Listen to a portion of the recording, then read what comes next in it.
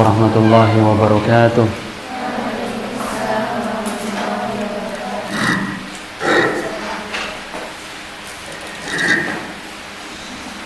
Innal hamdalillah, segala puji bagi Allah Subhanahu wa taala. Nahmaduhu wa nasta'inuhu wa nastaghfiruh.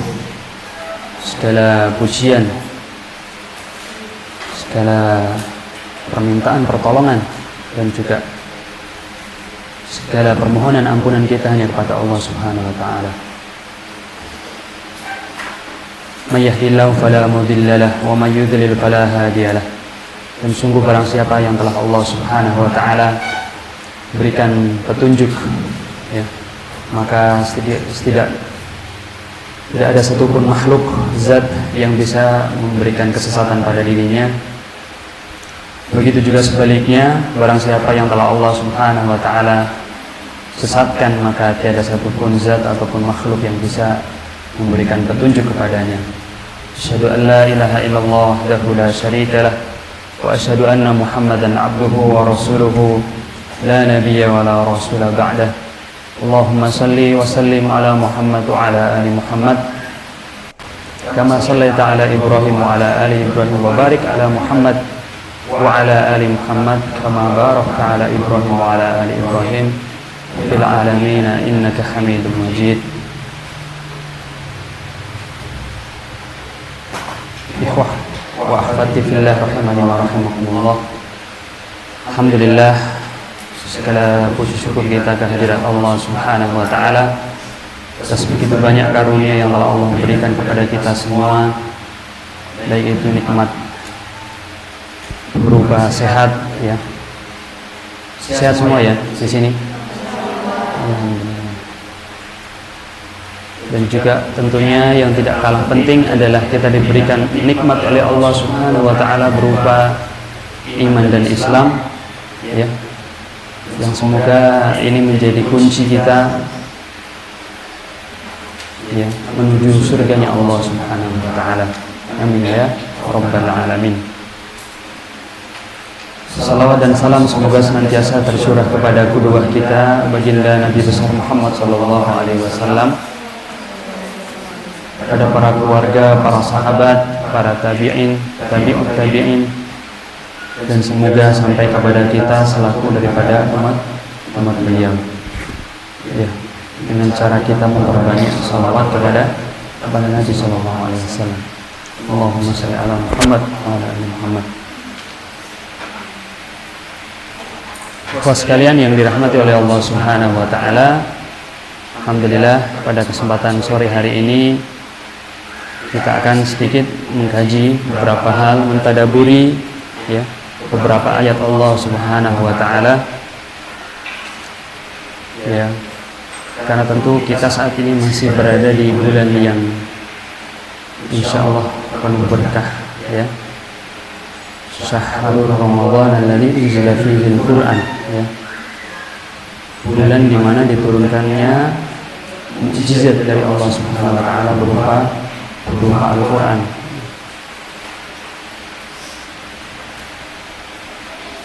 Ada sebuah ungkapan, ya, disebut sebagai sebuah al-bayan atau penjelas ataupun kata-kata sebuah hal, ya, yang mana terkadang bisa mempengaruhi sebuah motivasi, ya, bisa menjadikan sebagai sebuah sebab terjadinya sebuah pertikaian. Apa namanya kata-kata, ya, sederhana daripada al-bayan ataupun kata-kata. 1400 tahun yang lalu Allah Subhanahu wa taala, ya, mengirimkan hal yang sama, yaitu sebuah kata-kata ataupun kalamullah melalui lisan Nabi sallallahu alaihi wasallam,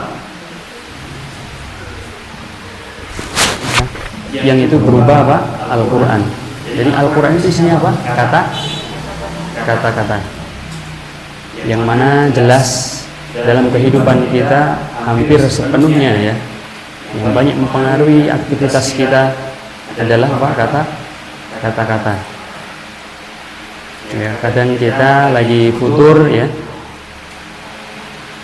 lagi tidak semangat, dan tapi karena tidak sengaja mendengarkan sebuah kata-kata ya, sebuah perkataan yang sekarang kita sering menyebut sebagai sebuah insight ya, benar ya, insight. Ikhwas sekalian yang dirahmati oleh Allah Subhanahu wa taala, sadar ataupun tidak sadar bahwasanya 1400 tahun yang lalu Allah sudah mengirimkan sebuah kata yaitu berupa Al-Qur'an. Yang menjadi pertanyaan, sudahkah kita saat ini sepenuhnya mengagungkan kata-kata tersebut sehingga akhirnya kita menghargai setiap kata yang keluar daripada Al-Qur'an itu sendiri? Seringkali kita kagum ya dengan seseorang, seringkali kita kagum dengan tokoh populer ya, sehingga kita setiap katanya, apa yang keluar dari setiap mulutnya kita hargai, karena kita merasa kita kagum dengan orang tersebut ya, kita kagum dengan tokoh tersebut. Kan tapi jangan sampai terlupa bagi kita bahwasanya 1400 tahun yang lalu sudah Allah kirimkan sebuah kata-kata yang itu kita membacanya, kita mendengarnya sudah mendapatkan pahala. Jelas keberkahan di dalamnya, syifa'u lima fis sudur ya, bukan hanya sebagai dawa, bukan hanya sebagai obat, tapi juga sebagai syifa ya, penyembuh baik bagi psikis kita ataupun jasmani kita. Itu kelebihan daripada Al-Qur'an itu sendiri. Jadi kata-kata itu telah Allah Subhanahu wa taala kirim 1400 tahun yang lalu. Yang membaca, yang mendengarkan mendapatkan pahala. Ketika kita mendengarkan maka sudah dijamin syifa ya. Bukan hanya sebagai obat ya. Kalau dakwah itu hanya bisa menyelesaikan obat yang sifatnya jasmani ya. Teman-teman sakit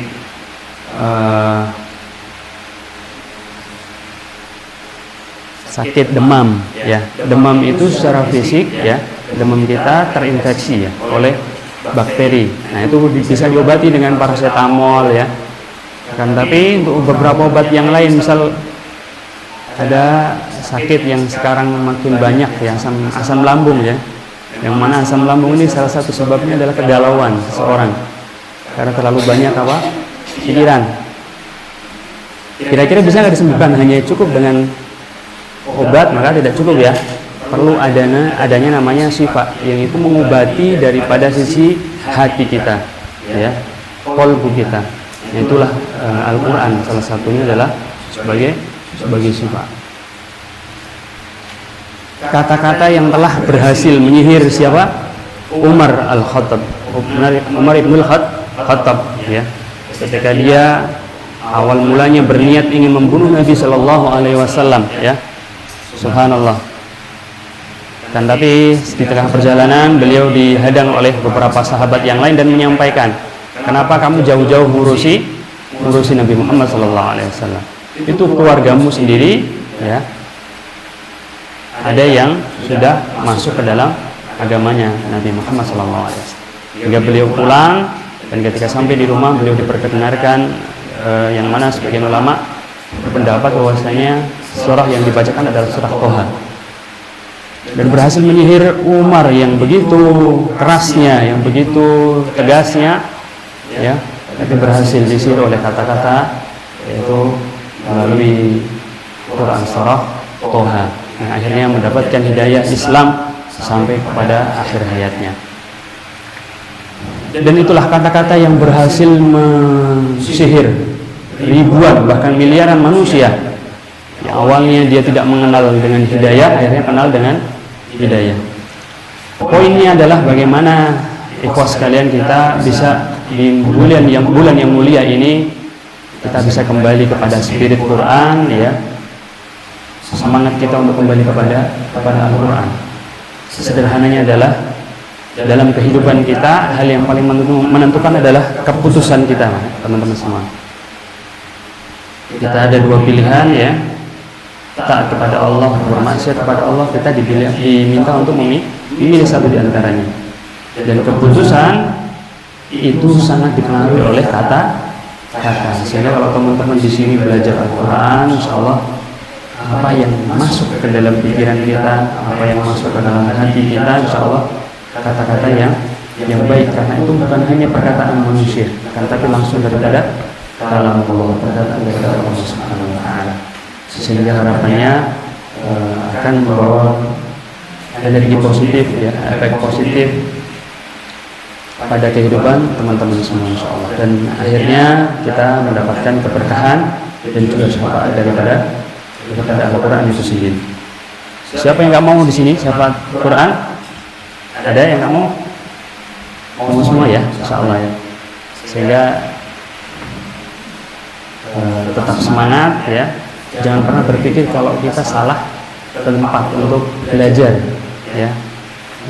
Pilihan kalian untuk belajar Al-Quran sudah pilihan yang luar biasa, yang mana itu akan menjadi sesuatu yang diirikan atau diinginkan ya oleh banyak orang ketika nanti mereka sadar bahwasanya bekal yang benar-benar bisa membawa kita menghadap Allah Subhanahu wa Ta'ala dengan keselamatan adalah Al-Quran itu sendiri ya. Sudah banyak ya, dengan kisah-kisah bagaimana syafaat Al-Quran baik nanti di alam barzah, di kubur kita, maupun nanti kelak di akhirat nanti. Itu poin pertama ya, bahwasanya berkaitan dengan apa? Al-bayan ataupun kata-kata, yang mana harapannya kita kembali bisa menghargai setiap kata-kata yang keluar daripada Al-Quran, daripada kalam Allah.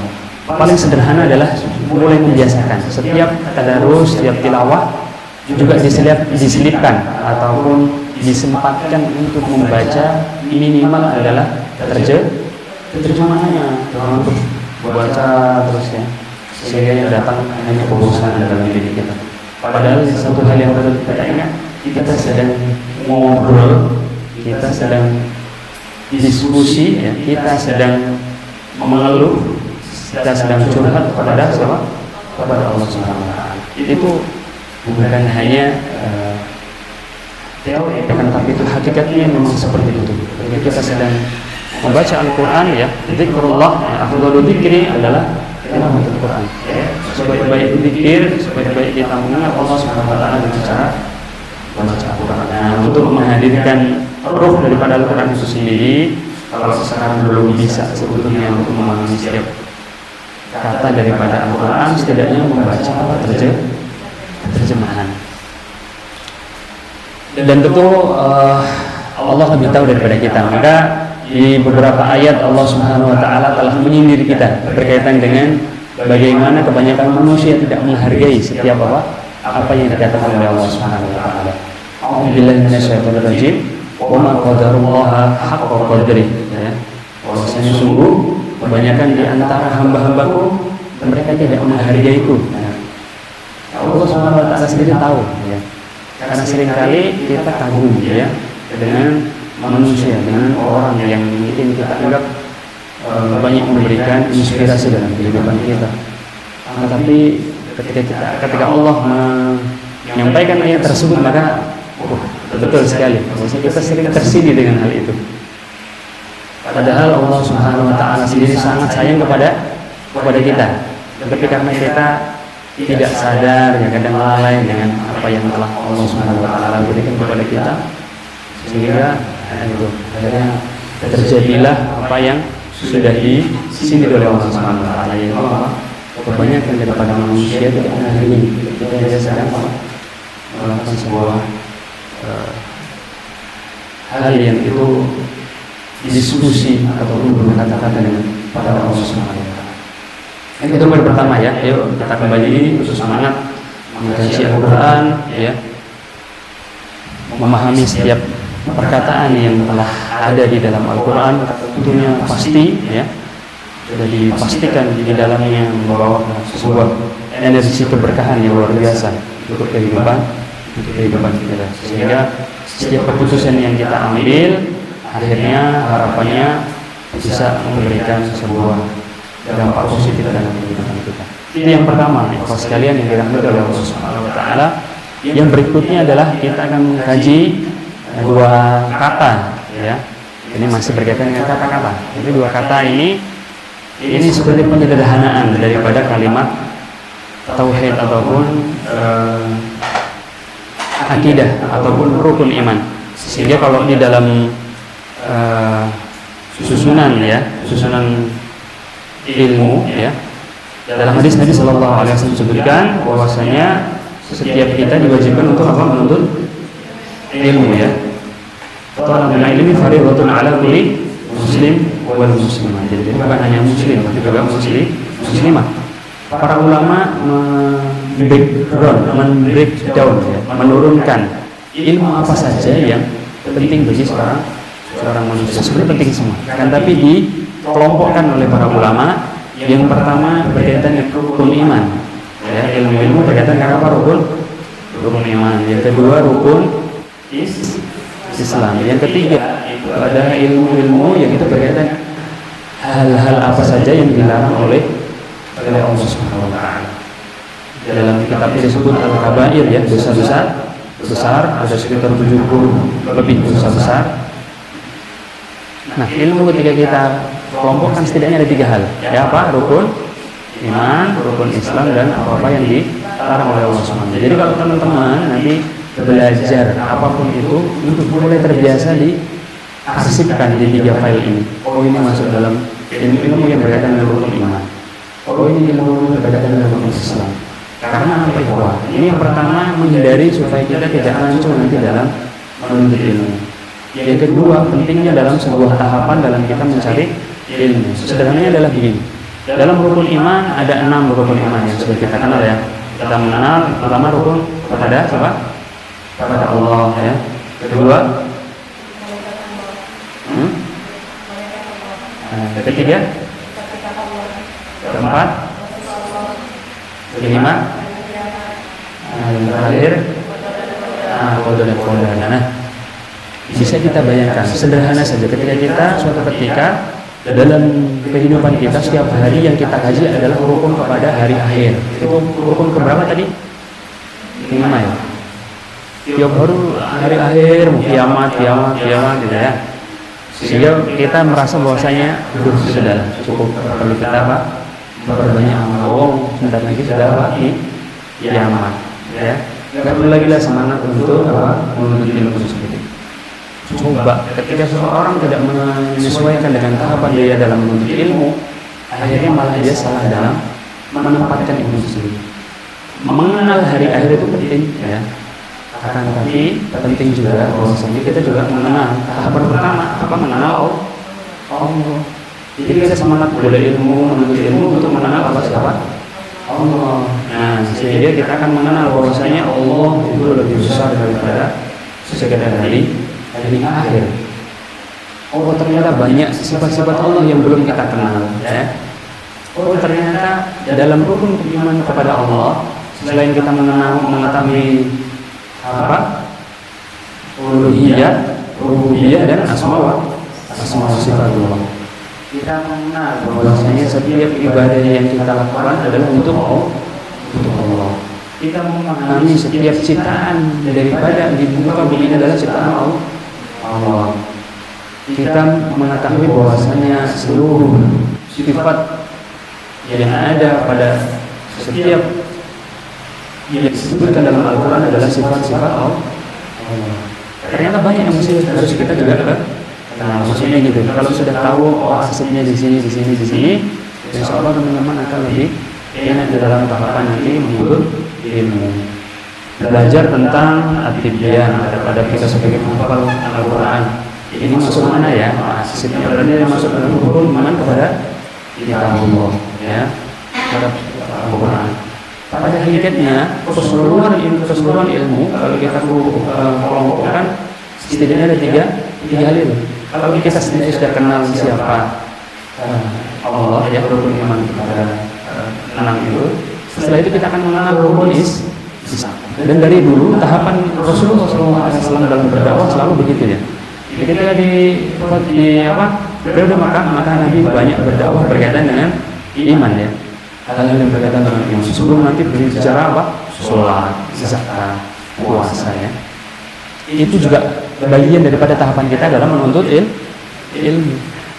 Sehingga kalau sudah kuat di dalam tauhid kita, dalam iman kita, insya Allah nanti apapun yang kita lakukan nilainya akan besar di sisi Allah Subhanahu wa taala. Nah, ini kembali, jadi ini sekilas saja, jadi bahwasanya para ulama merumuskan 3 ilmu tersebut ya.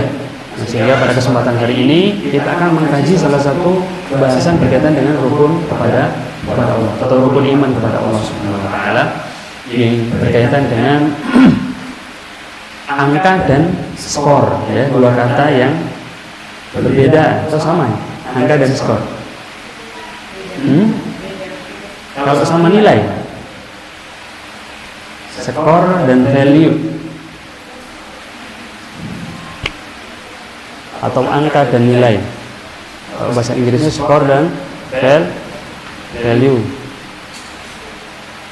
Ya, jadi ikhwan sekalian yang dirahmati oleh Allah Subhanahu wa taala, angka dan nilai itu nanti kita akan jabarkan sehingga kita bisa sampai kepada sebuah kesimpulan ternyata angka dan nilai itu berbeda. Ya, contoh sederhananya teman-teman beberapa waktu yang lalu telah menerima rapor, ya. Dapat rapor ya? Rapor angka? Rapor itu angka atau nilai? Yakin? Kalau kita melihat ya fenomena sekarang yang ada, banyak orang yang akhirnya tertangkap KPK, ya. Ya, kira-kira dulu sekolahnya angkanya besar atau kecil? Atau skornya kecil atau besar? Skornya besar ya, karena nggak mungkin dapat jabatan yang luar biasa begitu ya. Nilainya cuma 6,5 ya, mustahil. Tapi nilainya tinggi atau rendah? Nah, sudah mulai sedikit paham belum? Ya, angka dan nilai ya, skor dan value. Itu mengibaratkan sedikit bahwasanya angka dan nilai itu berbeda. Bisa jadi angkanya besar, tapi belum tentu nilainya tinggi. Sehingga kalau kita bisa simpulkan, contoh daripada angka adalah tadi 8, 10, 11 itu adalah angka.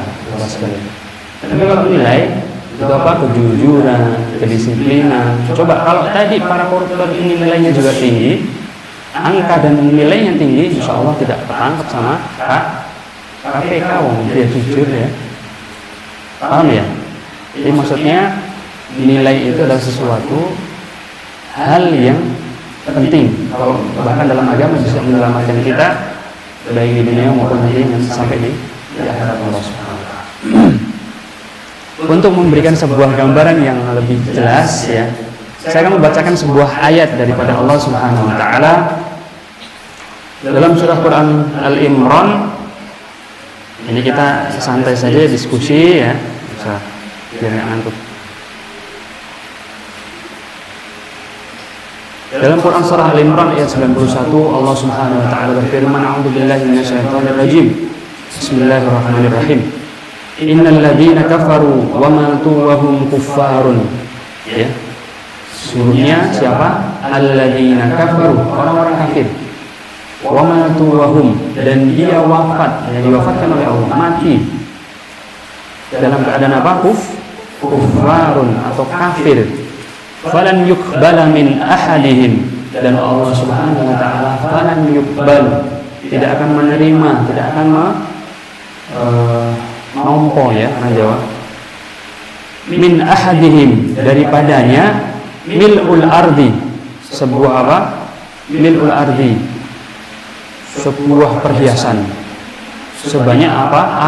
Ardi, sebesar bumi, yang itu bentuknya zahaban ya, atau emas. Wala fiftadabi ulaika lahum adzabun alim wa ma lahum min nasirin. Sesungguhnya orang-orang kafir dan mati sebagai seorang yang kafir tidak akan diterima tebusan dari seorang di antara mereka sekalipun berupa emas sepenuh bumi. Sekiranya dia hendak menebus dirinya dengannya, maka itulah orang-orang yang mendapat azab yang pedih. Tidak ada penolong bagi mereka. Nah, ini mulai pertanyaannya agak mulai rumit, ini perlu dijawab. Dalam ayat tersebut disebutkan bahwasanya seorang kafir dia kaya raya ya. Bahkan memiliki emas sepenuh bumi. Kira-kira ada yang pernah lihat? Sepenuh peti aja belum pernah ya. Ini disebutkan dalam ayatnya bahwasanya dia punya emas sepenuh bumi, dan dia coba untuk menawarkan dirinya, menawarkan emas yang dia punya, karena dia tahu, waduh, ternyata berat siksanya di kehadirat Allah Subhanahu wa taala. Maka dia mencoba untuk menukarkan emas yang dia punya, kan, tapi Allah Subhanahu wa taala tidak sedikit pun menerima apa yang dia tawarkan. Sekarang pertanyaannya adalah, emas yang disebutkan dalam ayat ini nilai atau angka? Alhamdulillah, berarti sudah paham ya. Nggak perlu saya perjelas lagi. Alhamdulillah. Ikhwah sekalian, ini memberikan gambaran kepada kita, ikhwah. Nanti saya akan compare, saya akan bandingkan betapa ayat Allah Subhanahu wa taala yang berkaitan dengan syafaat Nabi sallallahu alaihi wasallam di yaumil akhir, yang mana kharaja minan nar, Allah Subhanahu wa taala keluarkan seseorang daripada apa? Api neraka. Man qala la ilaha illallah, yang mana dalam dirinya terdapat sebuah kalimat apa? La ilaha illallah, dan dia membuat sebuah kebaikan sebesar biji zarrah, diselamatkan oleh Allah Subhanahu wa taala barang siapa saja yang dia memiliki keimanan walaupun apa? Sebesar biji jagung. Zarrah itu jagung apa jagung? Paling keras ya. Ya, tapi nggak apa-apa. Mungkin beliau dapat riwayatnya ataupun redaksinya adalah apa? Biji jagung. Apa? Oh iya. Oh benar. Iya. Artinya apa, ikhwah? Disebutkan biji zarrah itu ada yang bilang gandum, ya. Ada yang bilang sawi. Pertanyaannya, ada yang pernah lihat nggak biji sawi sebesar apa itu? Pernah ya? Sawi ini sih cilik, gandumnya cilik, apalagi bijinya. Kan tapi Allah Subhanahu wa taala bisa jadikan alasan seorang diselamatkan dari api neraka. Subhanallah.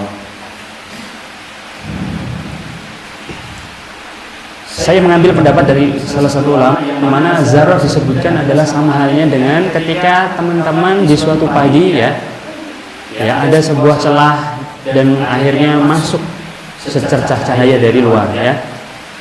Setelah itu muncul apa? Kecil-kecil berterbangan ya, ada pernah lihat ya? Kalau dulu zaman kecil mau naik itu katanya gimana cara naik barang sekecil itu.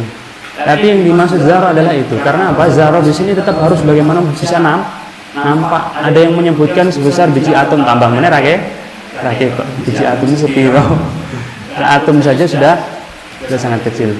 Nah, sehingga yang diambil akhirnya para ulama adalah sebesar itu. Ketika ada pagi hari ya, ada secercah cahaya masuk.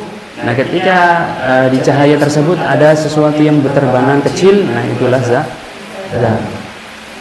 Jadi kalau teman-teman punya kebaikan meskipun sekecil itu, maka insya Allah menjadi asbab ya syafaat atau sebuah pertolongan daripada Allah Subhanahu wa taala. Ini saya akan hanya mengcompare betapa kalau kita melihat seseorang ya, dia tidak memiliki emas sebesar bumi, tapi karena dia memiliki sebuah kalimat yang itu mengandung keimanan kepada Allah Subhanahu wa taala, yaitu apa? La ilaha illallah. Maka itu menjadi asbab seseorang diselamatkan di sisi Allah Subhanahu wa taala.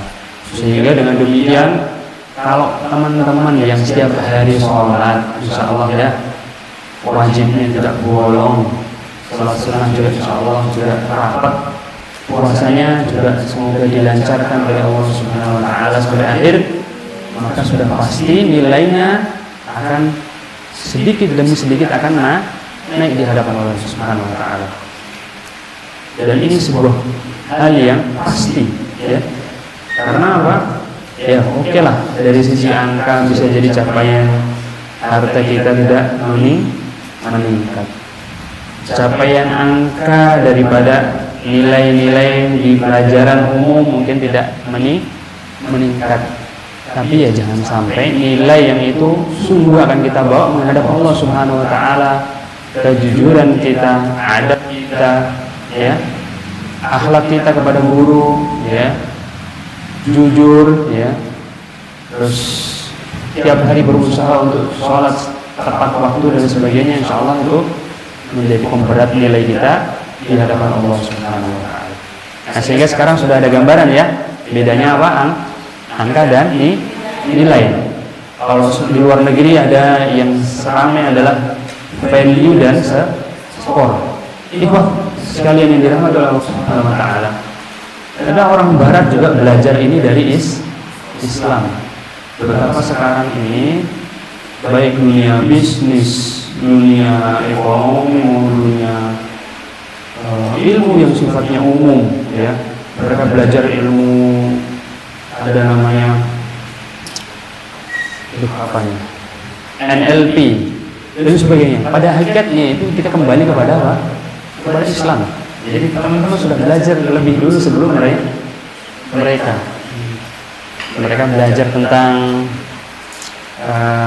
vibrasi. Ada namanya vibrasi positif, tahu ya? Seorang yang tiap harinya dia berpikir positif, ya, memikirkan hal-hal yang positif, maka akan kembali pada energi yang positif, dipertemukan dengan teman-teman yang positif, akhirnya juga mengambil sebuah keputusan yang positif.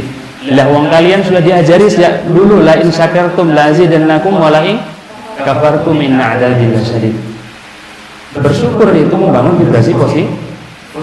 Sebelum mereka belajar, kalian sudah belajar. Sehingga poin keduanya adalah, selain jangan pertama tadi kita harus kembali kepada Quran dengan keagungan dan juga dengan penghargaan yang luar biasa. Yang kedua adalah bahwasanya dengan Quran insyaallah dunia akan bersama kalian, mengikuti kalian, jangan khawatir ya. Mereka akan kesana kemari ya sampai ujung dunia ya, belajar tentang ilmu-ilmu ya, yang itu katanya up to date. Sebenarnya kalian sudah belajar insyaallah ya. Sekarang sedang ramai vibrasi itu, ilmu vibrasi, yang mana kalau orang barat ya, cara mendekati uang ya salah satunya dengan ilmu itu ya. Kita harus positif terhadap uang ya, padahal di Islam sudah dari dulu diajari begitu. Semakin kita bersedekah ya kan, memberikan kebahagiaan kepada orang, sudah pasti maka kembali kepada kita. Sehingga jangan pernah untuk sedikit pun merasa inferior ya dengan bangsa lain, dengan kaum yang lain ya, sehingga kita merasa bahwasanya kita tertinggal daripada sisi keilmuan yang mana pada hakikatnya ilmu-ilmu itu sudah ada dalam Islam insyaallah. Dan mereka sedang mempelajari Islam dengan cara yang lain, dengan cara yang berbeda. Nah, sehingga jangan sampai terus teman-teman di sini sudah habis-habisan untuk belajar Al-Quran, tapi malah nanti karena kagumnya dengan apa yang ada di dunia luar saat ini, dunia medsos saat ini, sehingga malah kita tersibukkan dengan hal yang lain. Ya, salah satunya adalah ketika saat ini manusia gaduh dengan sosial media ya. Mereka tertipu dengan penilaian. Kenapa saya tadi menyinggung tentang nilai ini? Karena sekarang orang sibuk dengan penilaian semu ya. Ketika kita melakukan sesuatu berstatus di sosial media, kita karena sudah terbiasa mendapat sebuah apresiasi, penghargaan berupa like ya, komen, itu membuat sebuah kegaduhan yang luar biasa dalam diri seorang manusia. Karena orang sudah terbiasa nggak mendapatkan like, seminggu ya buat status lagi nggak ada ya like, secara otomatis itu akan mengulang-ulang dalam diri seorang, yang akhirnya merasa, waduh, saya berarti nilai saya ya di khalayak sosial media tuh turun ya. Padahal itu bukan penentu kehidupan teman-teman semua. Padahal coba makanya kan sekarang yang ramai adalah hidden gems namanya. Orang sibuk mencari di mana tempat mencari ketenangan dalam kehidupan ini. Padahal mereka itu kalau mau tenang tinggalkan HP serampung. Tinggalkan HP, ngopi lagi kayak zaman dulu, ngobrol lagi sama teman. Kebahagiaan, ketenangan sesungguhnya di situ. Tapi mereka mengiranya dengan mereka berstatus, banyak like, banyak komen, ya, mendapatkan sebuah penghargaan. Hati-hati, karena ini era kalian. Saya mungkin ya merasakan, tapi nggak terlalu banyak. Hati-hati ya, di mana orang banyak mau mencari sebuah ketenangan, padahal ketenangan itu ada pada diri kita sendiri. Jangan sampai terus kita malah mengajar sesuatu yang akan menyibukkan diri kita. Dan itu benar-benar terjadi. Wah, betapa sekarang kasus-kasus. Ya, insya Allah kalau di pesantren nggak ada ya, karena di luar betapa kasus judi online ya, terus pinjol dan sebagainya meningkat luar biasa, yaitu berefek kepada bunuh diri dan sebagainya. Peningkatan berita yang luar biasa. Nah, salah satu sebabnya karena itu, karena mereka bingung mencari ketenangan. Yang mana sebenarnya ketenangan itu ada pada ketika kita sudah menjauhi yang namanya setan kepeng. Kembali kepada materi ya, bahwasanya nilai dan angka, skor dan value. Kesimpulan pertama bahwasanya angka dan nilai berbeda setiap manusia. Saya akan melanjutkan di ayat yang lain yang mana kita bisa tadabburi bahwasanya dalam ayatnya a'udzubillahi minasyaitonirrajim, ya ayyuhalladzina amanu inna khalaqnakum min dzakari wa untha wa qabaila lita'arafu inna akramakum indallahi atqakum. Dalam hadis yang lain disebutkan innallaha la yanzuru ila ajsamikum. Allah tidak melihat rupa-rupa kalian ya. Tidak melihat bentuk-bentuk kalian. Walakin yanzuru ila qulubikum. Allah kan, tapi Allah melihat hati-hati kalian. Tadabbur dari ayat dan juga hadis tersebut adalah pertama, Allah Subhanahu wa taala menciptakan kita semua di bawah sekalian. Itu oleh Allah diberikan dengan modal yang sama, angkanya sama angkanya. Ya. Akhirnya kui atau kalaupun itu ada yang berkulit putih ya, berkulit sawo matang, coklat, hitam, itu hanya untuk apa? Wa qabaila lita'a rohu, hanya kita diminta untuk saling mengenal satu di antara kalian, bukan untuk saling merendahkan. Inna akramakum indallahi atqakum. Dan sungguh yang menjadi penentu nilai kalian itu bukan itu semua ya, kan, tapi apa? Yang menjadi penentu adalah ketakwaan kita kepada Allah Subhanahu wa taala. Dalam tafsirnya disebutkan juga seperti itu, bahwasanya penekanan dalam ayat dan hadis ini adalah bahwasanya manusia diciptakan dalam bentuk yang berbeda-beda tetapi sama nilai angkanya ya. Ini penting sekali Tuhan, karena ini hanya akan membentuk pikiran kita bahwasanya kita harus menerima setiap apa yang Allah Subhanahu wa taala ciptakan untuk kita. Ada yang Allah ciptakan kok gampang lupa. Ada yang Allah ciptakan mudah cepat untuk mengingat. Ada yang Allah ciptakan kadang, mohon maaf, ada yang Allah pilih diciptakan dalam bentuk tuna. Orang nggak bisa lihat ya, tunalis, tuna netra, astagfirullah. Ya, tuna netra. Kalau nggak bisa mendengar, tuna apa?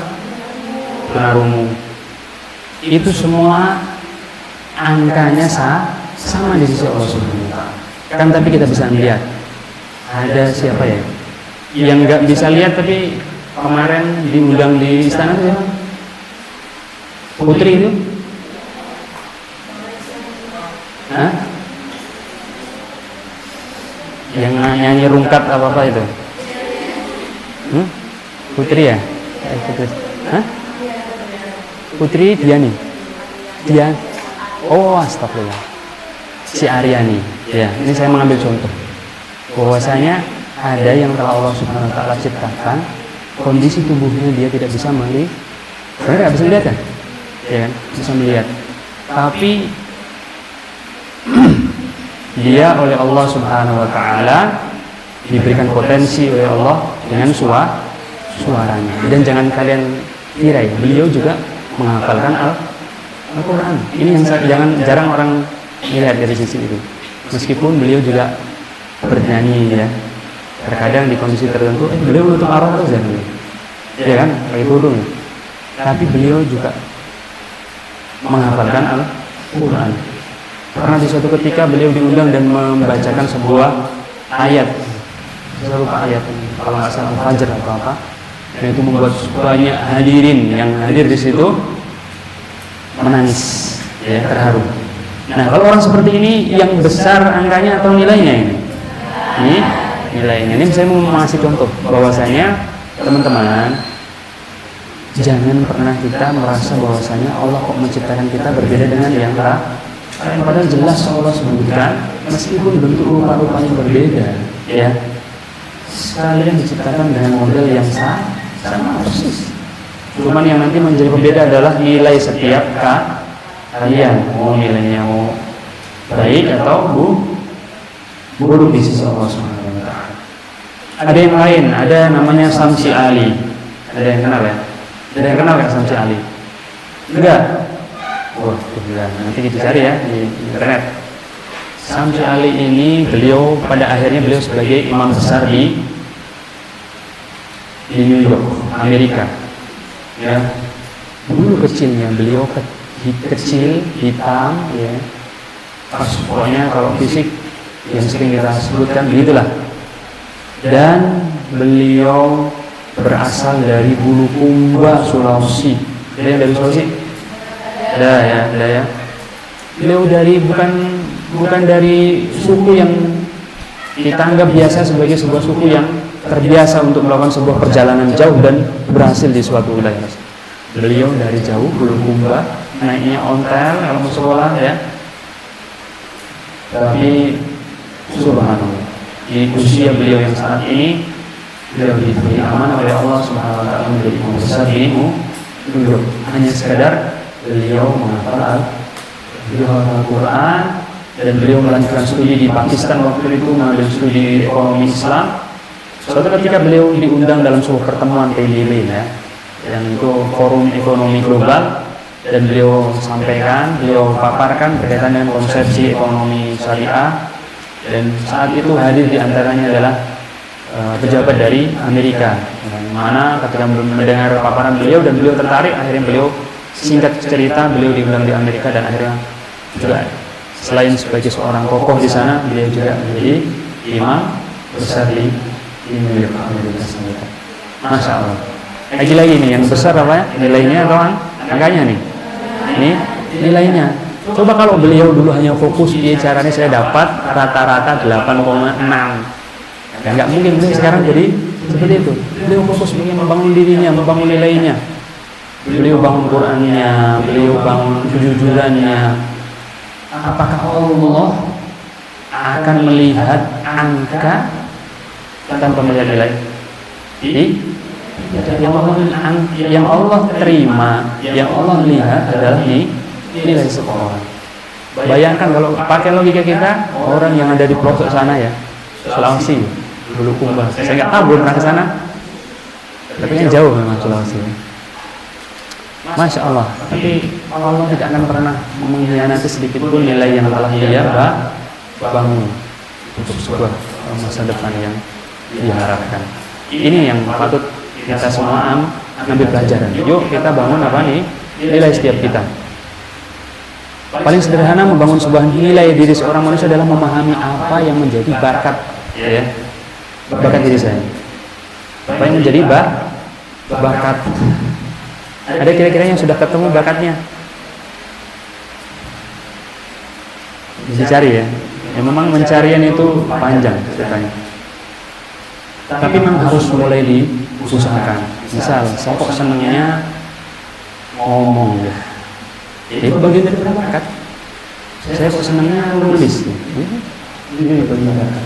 Tinggal bagaimana potensi itu kita terima dulu, setelah itu kita syukuri, habis itu kita tumbuhkan setiap potensi yang Allah berikan kepada kita, sehingga sudah dipastikan jika seseorang sudah ketemu bakatnya, maka setelah itu hanya membangun minat, dan terakhir kita akan ketemu dengan umat, ya.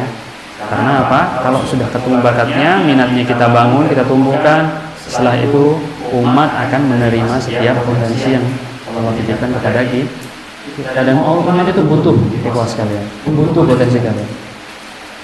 Nah, sehingga Allah menciptakan kita dengan bentuk-bentuk yang sama, angka-angkanya yang sama, yang menjadikan pembeda satu di antara kita adalah peran kita, yang itu kita wujudkan dalam sebuah nilai yang akan kita bawa menghadap Allah Subhanahu wa taala. Nah, di lanjutan ayatnya, ya, betapa bahwasanya setiap manusia itu telah Allah Subhanahu wa taala buat sesuai dengan customize, ya. Bukan hanya masing-masing kita beda, memang sangat beda dari sisi nilai. Tahu artinya customize, tahu? Pre-order. Kita ini sesuai dengan pesanan masing-masing daripada kita. Salah satu contohnya adalah setiap sidik jari kita berbeda seluruh orang yang ada di muka bumi. Sehingga sama juga nilai setiap kita. Itu Allah Subhanahu wa taala kita siapkan dengan sesuatu yang beda satu di antara yang lain. Sehingga kalau suatu ketika saya pernah bertanya pas waktu itu, adakah di antara kalian, ya, yang ingin, ya, menjadi seperti halnya Samsi Ali tadi, ada kira-kira? Kalau saya tanya nih sama teman-teman, ada nggak yang mau jadi seperti Samsi Ali? Nggak ada. Masuk. Ada yang mau yang lebih daripada itu, ya, insyaallah. Iya. Maunya saya juga mau jawab, nggak mungkin, mustahil. Karena dia juga sudah Allah ciptakan, customize sesuai dengan bentuknya seperti itu. Dia akan jadi imam besar, dia akan jadi tokoh yang seperti itu. Nah, sekarang PR-nya adalah kita bagaimana, ya, mencari apa yang telah Allah cetak untuk kita. Customize yang kita itu seperti apa? Karena dalam ayatnya Allah Subhanahu wa taala berfirman dalam Quran surah Al-Qasas ayat 68, ya. Nanti ini bisa ditadaburi lagi bahwasanya a'udzubillahi minasyaitonir rajim wa rabbuka yakhluqu ma yasha'u wa yakhtar ma kana lahum khiyarah subhanallahi wa ta'ala amma yusyrikun. Dan Tuhanmu menciptakan apa yang Dia kehendaki dan memilihnya. Sekali-kali tidak ada pilihan bagi mereka. Maha suci Allah dan maha tinggi daripada apa yang mereka persekutukan dengan Dia. Ayat ini memberikan sebuah tadabbur kepada kita. Allah Subhanahu wa taala menciptakan kita dengan bentuk yang saat ini ada, dengan bakat yang Allah Subhanahu wa taala siapkan. Itu adalah sebuah pilihan yang telah Allah sudah tentukan sejak penciptaan dahulu.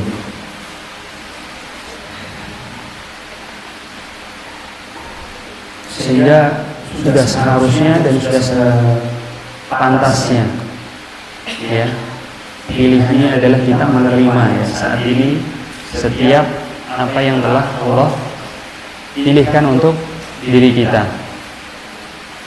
Salah satu tadabbur, ya, alur daripada menerima, mensyukuri, menumbuhkan, dan yang terakhir apa? Kita bisa berkontribusi untuk umat. Itu adalah salah satu contohnya adalah kisahnya Ibunda Maryam, ya. Siapa Ibunda Maryam? Iya, ibunya siapa? Nabi Isa. Beliau anaknya siapa? Bunda Maryam. Ada yang tahu? Ayo. Nabi Imran atau Nabi Zakaria? Imran. Beliau suatu ketika istri dari Nabi ini Imran ini, meskipun kalau sebagian ulama menyebutkan sudah sebagai nabi, sehingga kalau saya sebut nabi jangan terus wah itu bikin bukan. Jadi memang masih jadi perdebatan Imran ini nabi ataupun aulia ataupun wali dan sebagainya. Tapi memang nabi juga bagian daripada yang ditujukan oleh para ulama. Sehingga istri daripada Nabi Imran ini pernah suatu ketika bernazar, ya. Inni nadar tulaka min batnihi muharraran wa taqabbal minni. Nazar daripada ibunda Maryam adalah dia ingin suatu ketika anak yang dia punya menjadi sebagai seorang marbot, ya kan, pelayan di Masjidil Aqsa, ya. Yang bahasa sederhananya marbot masjid. Jadi jangan anggap sepele ini marbot ini. Akan tapi suatu ketika setelah kelahiran daripada Maryam, maka beliau sebutkan bahwasanya ya Allah, ya, tentu yang kau berikan bukan seorang laki-laki, ya, akan tapi seorang perempuan, yang mana perempuan ini berbeda dengan laki-laki. Tapi bagaimanapun karena sudah bernazar, maka beliau tetap menyerahkan apa yang telah beliau nazarkan, sehingga Allah Subhanahu wa taala menyebutkan wa taqabbala minni. Wa taqabbalaha rabbuha biqabulin hasanin, ya. Apa Allah menerima nadarnya meskipun dia seorang perempuan. Sehingga meskipun dia seorang perempuan maka tetap dinazarkan, kan, bagaimanapun sudah dinazarkan, kan, tapi Allah menerima nazar tersebut dengan penerimaan yang baik. Ketika, singkat cerita, ketika Maryam ini ditempatkan oleh Nabi Zakaria, ya. Jadi Nabi Zakaria ini adalah masih saudara dengan istrinya Nabi Imran. Nah, sehingga dia yang akhirnya dipilih sebagai pengasuh daripada Maryam itu sendiri. Setiap kali Maryam ini karena memang tugasnya di sebagai marbot, maka dia harus di mihrab, ya. Tempatnya Maryam itu dekat daripada pengimaman di Masjidil Aqsa, ya, di sana. Dan sampai sekarang masih ada mihrabnya. Jadi suatu saat semoga teman-teman bisa mengunjungi Al-Aqsa. Nah, intinya adalah setiap kali Maryam, ya, dalam ayatnya, setiap kali Nabi Zakaria memasuki mihrab, ya. Itu ayatnya gimana? Gimana? Wadakhola walamma dakhola, ya. Walamma dakhola. Aduh, agak lupa, ya. Setiap kali Nabi Zakaria memasuki mihrab Maryam, betapa beliau kaget, ya, karena beliau temunya rizqo ataupun rizki, dan rizkinya bukan teori, ya. Terus sekarang kan mungkin orang bilang sabar, ya, nanti insya Allah dapat rezeki. Betapa, ya, dahulu keimanan seorang Maryam, kesucian seorang Maryam, kekuatan dia menjaga nilai yang telah Allah Subhanahu wa taala titipkan kepada dirinya, maka hal yang mungkin bagi seorang yang dianggap tabu saat ini, dikosen bukan hanya oleh Pak Gojek, ya, tapi langsung dari Allah itu yang ngirim makanan ke mihrabnya Maryam, Bunda Maryam. Jadi setiap kali Zakaria masuk, beliau kaget, bingung lah, kok banyak buah-buahan, ya, banyak makanan-makanan, yang mana itu buah-buahan yang tidak wajar, yang dia selalu berbuah di luar musim yang ada saat itu. Ini kudune musim Aceh kok ini durian, maksudnya gitu. Beliau terheran-heran, terbingung-bingung. Ketika ditanya, qala indallah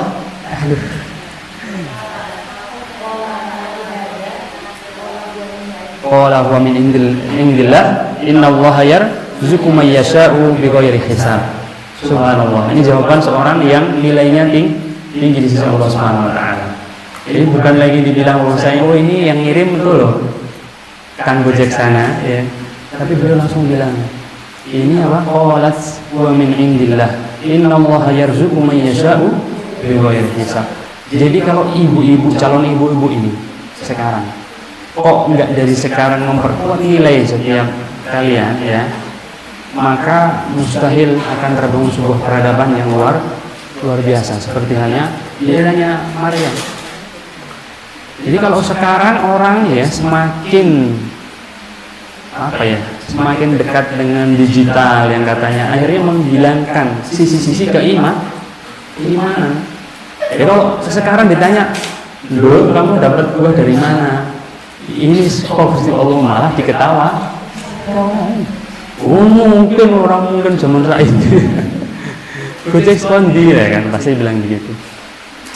Kan tapi ikhwan, ini ada dan ini dibuktikan oleh Bunda Maryam. Keteguhannya luar biasa. Keteguhan dirinya untuk menjaga kesucian dirinya ya. Yang mana kalau di dalam ayat-ayat yang lain betapa beliau itu benar-benar menjaga dirinya, menjaga nilai dirinya. Beliau memperbanyak rukuk dan sujud, memperbanyak sholat. Dan nanti kalian akan merasakan betapa innallaha yarzuqu man yasha'u bighairi hisab, itu benar-benar akan terjadi dalam kehidupan rumah tangga kalian semua. Ya, mau nggak kayak gitu? Dapat rezeki yang tidak disangka-sangka. Dan ketika konsepsi manusia, khususnya para perempuan, sebagai pemangku peradaban kok sudah seperti itu, maka insya Allah yang laki-laki keberaniannya akan makin kuat, keimanannya maka makin semakin kuat. Karena kembali lagi ke konsep awal, kata-kata.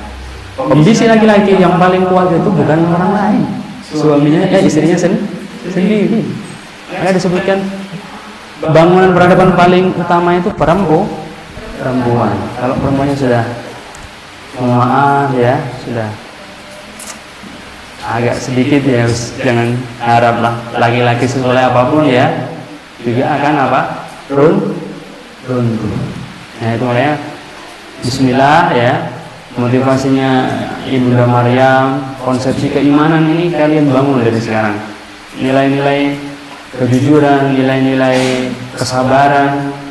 Kalau ini insya Allah menjadi sesuatu yang terus ya bergulir ya digaungkan, maka otomatis kemenangan umat Islam tidak usah menunggu waktu insya Allah. Karena ya memang di situ perjuangan yang sesungguhnya itu. Ketika kita bisa kembali kepada konsepsi Quran, bagaimana membangun sebuah keimanan yang benar. Karena yang namanya keimanan itu memang harus diawali karena ketidaktahuan.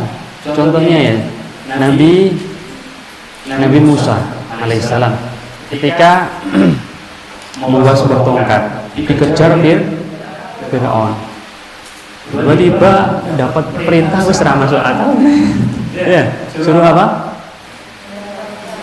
Bukan yang waktu di laut ya, suruh memukul ke laut. Gimana ceritanya ini? Ya, coba kalau dia nggak iman ya, sedikit tenang orang. Ini logikanya biaya.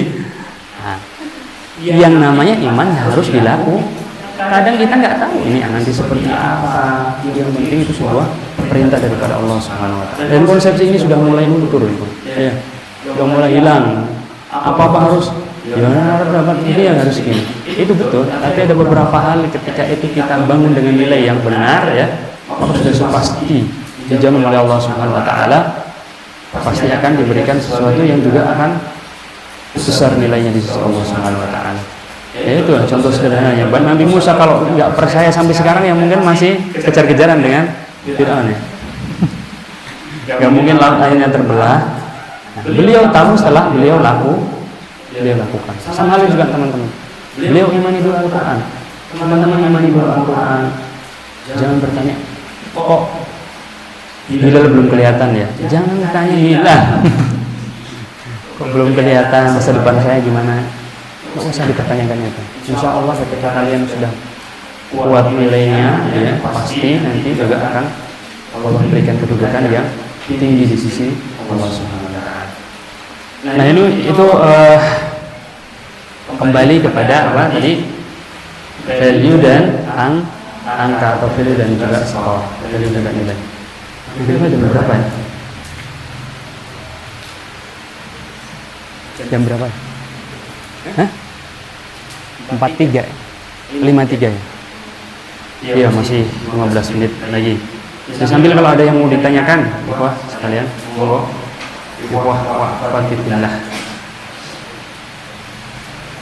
Itu beberapa tadabbur ya Meskipun ada beberapa hal yang nanti semoga di lain kesempatan bisa kita tadabburi lagi berkaitan dengan sibohoh ya, ataupun tentu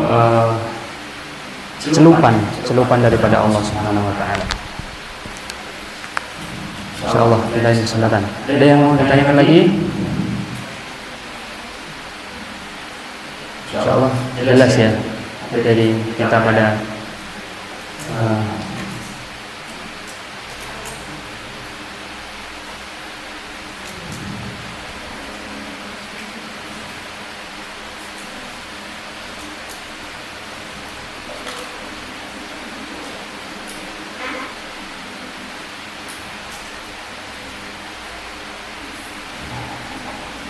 ya sambil berjalan ada yang sudah menemukan bakatnya, sudah.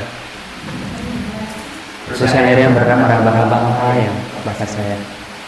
Akan tapi satu hal jangan pernah khusus untuk memikirkan itu, karena memang pasti ada, ya. Bakatnya suka makan, suka minum, bakat gitu. Tinggal nanti diberikan peminatan. Oh ya berarti. Jadi contoh sederhananya itu begini, saya memberikan sebuah gambaran.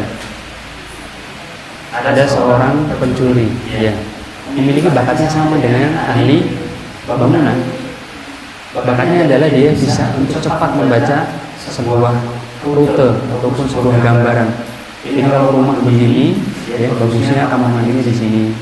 Kan sama ya, tukang bangunan juga harus begitu ya. Penjuri juga sama, bakatnya sama. Cuman bedanya yang satu minatnya dikembangkan dalam sebuah ilmu sipil, ya. Yang satu dikembangkan dalam teman-teman pencopet. Ya. Berbeda peminatan, bakatnya sama. Akhirnya apa? Kontribusinya juga berbeda. Maksudnya gitu.